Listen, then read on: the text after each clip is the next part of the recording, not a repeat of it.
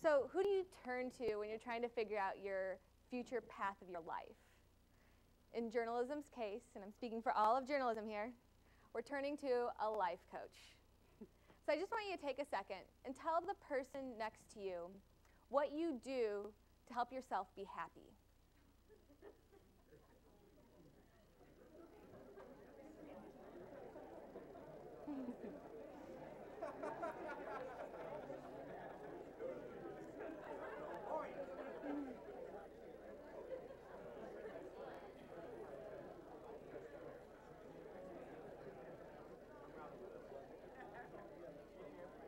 Okay.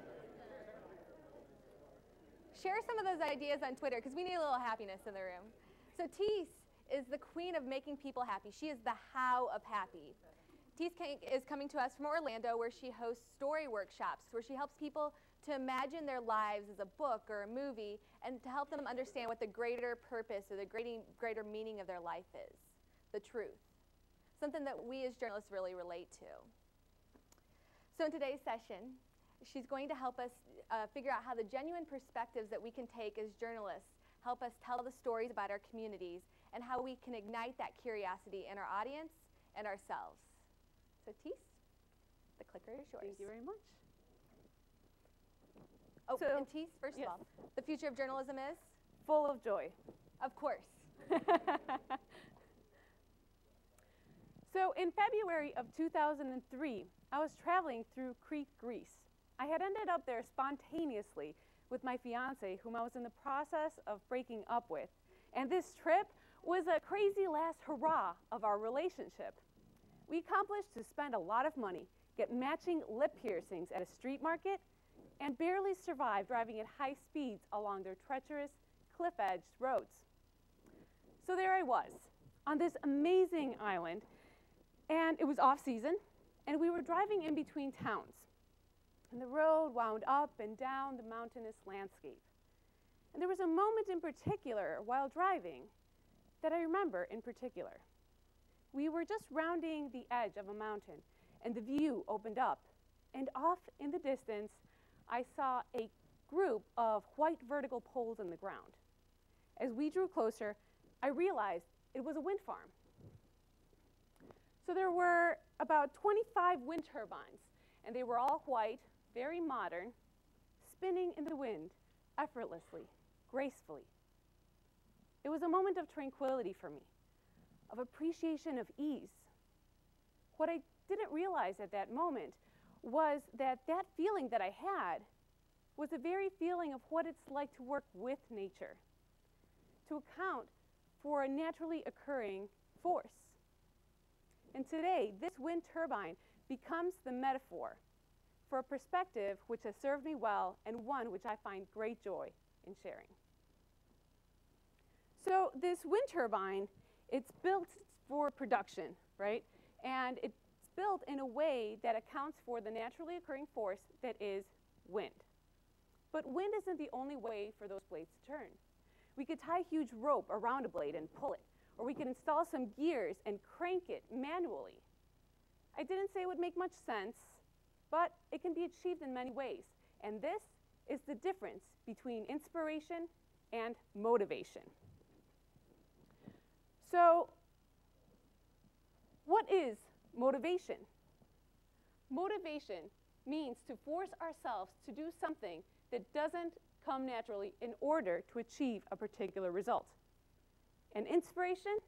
Well, it's the feeling of a magnetic pull to do or be, which comes from the recognition of a personal power to create.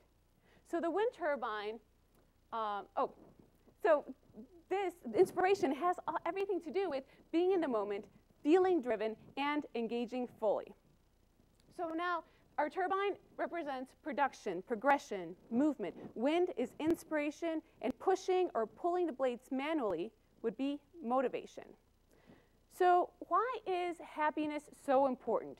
Aside from feeling good in the moment, what else is there to it? Well, our emotions create a state of being.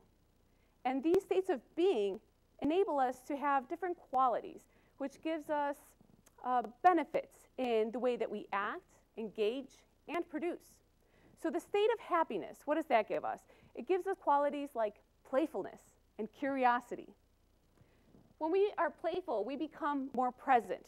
We become unattached to outcomes. And we become willing to engage with others. And curiosity, we gain the element of drive. Our desire for understanding increases, and we become more free to explore. Does that sound familiar? Basically, it's what inspiration is all about. So by engaging in the state of happiness, we can bring our windmill into that place where it catches wind and it's inspired. So what if we were to take this wind turbine, this windmill, and we were to shrink it down, something like this, right? We would be able to hold it in the places where wind blew strongest.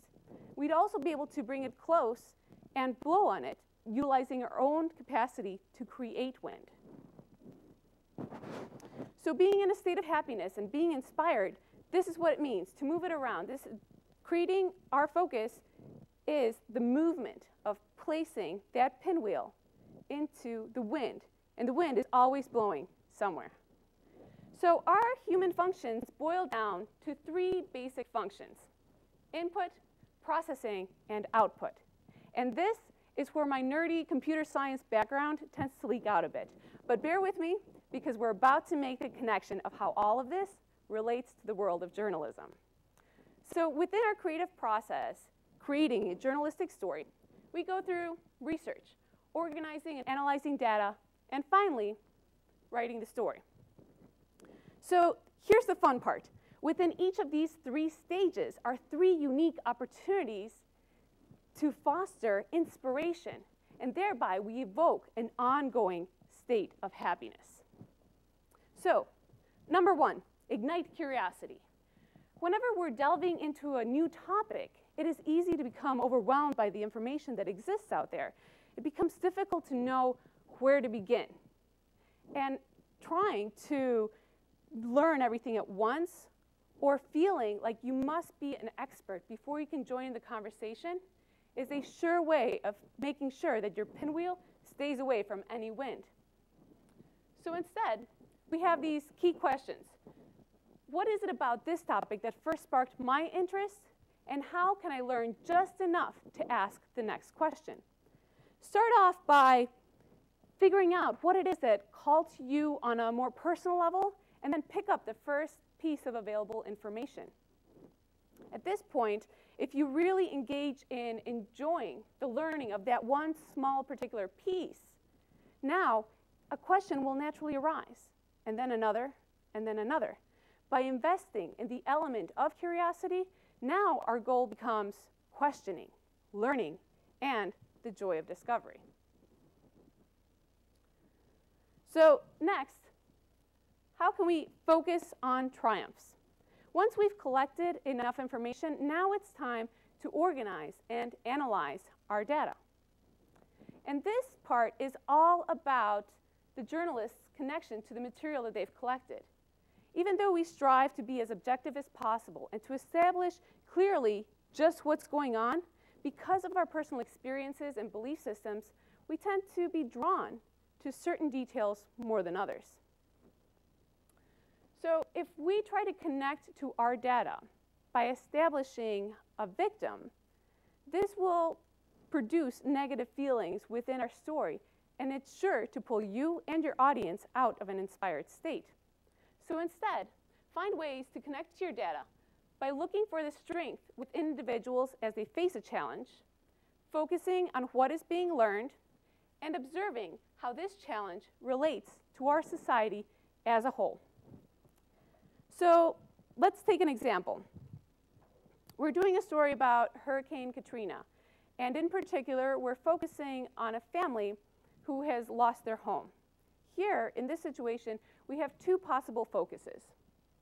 One, the victimization of the family as they lose everything they own and are left to rely on help from the government, friends, and family. Or the strength of a family pulling together to start a new life by evaluating what really matters to them. Negative feelings like pity, loss, and grief speak to our fears and insecurities. They halt the flow of inspiration, and therefore, it creates very little to no change in our beliefs or actions. However, positive feelings like courage, resourcefulness, and bonding speak to our resilience, appreciation, and power, and this calls us into action. Number 3, invest in solutions. So at this point, we are ready to actually write our story. And here we have 2 opportunities to create a story whose path will either, 1, circle around itself, around the problem, or 2, create a road or a path leading toward a solution. So at this point, I would like to introduce 2 thinking tools, which we already use. And I'm going to just put labels on them. So the first one is the Paintbrush thinking tool.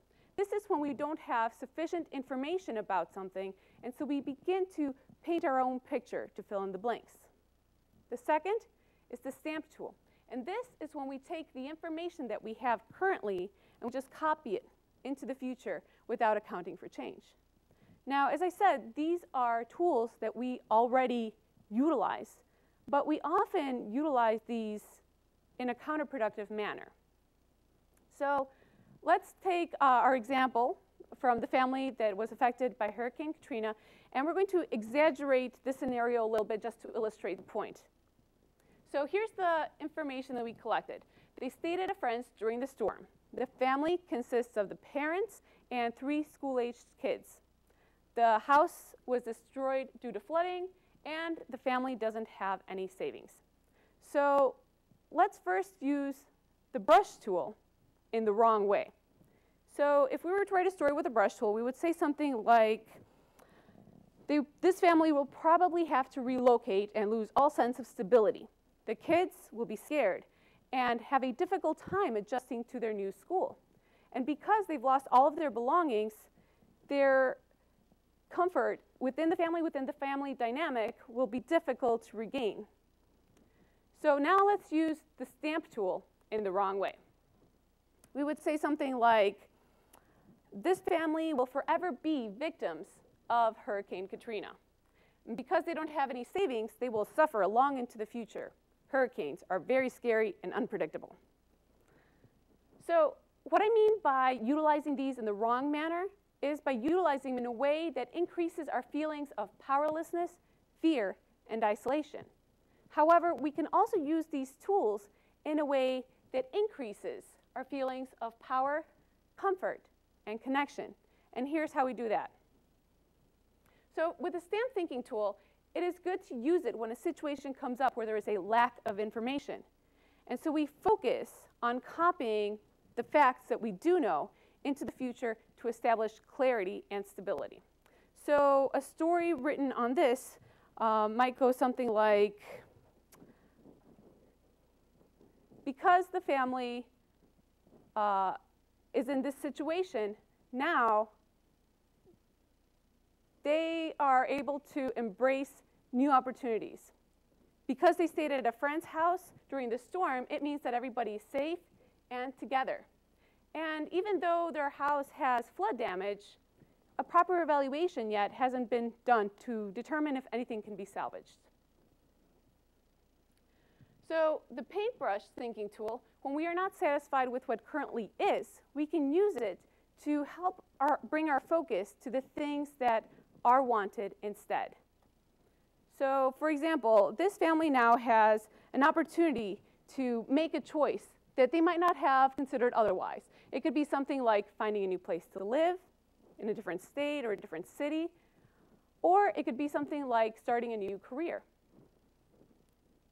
So the key questions then become, where there exists a lack of information, how can I focus on what is and the information that I currently have in order to establish clarity of the situation and stability? And where there are challenges, how can I focus on establishing how these challenges themselves help define what is wanted instead? So by keeping these questions in mind when writing a story, you'll be able to produce it in an empowered manner. And also, the result will be a story which provides space for an audience to think of new possibilities, to invest more in the solutions that are available, and not just circle around and round around a problem. I don't believe that our world is filled with problems. I believe that our world is filled with opportunities to think differently, to develop and grow, and my favorite, to become passionate about something. Lastly, let's take a look at the title of my talk, which is Cultivating Genuine Perspectives. What do I mean by cultivating genuine perspectives? I mean identifying outlooks which speak to the truest sense of who we are in all of our wholeness, power, and happiness.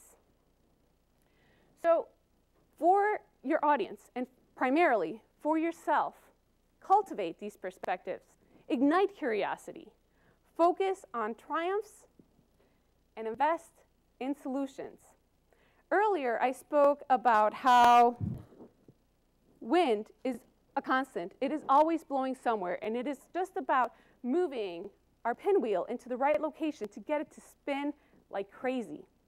Inspiration is also a constant.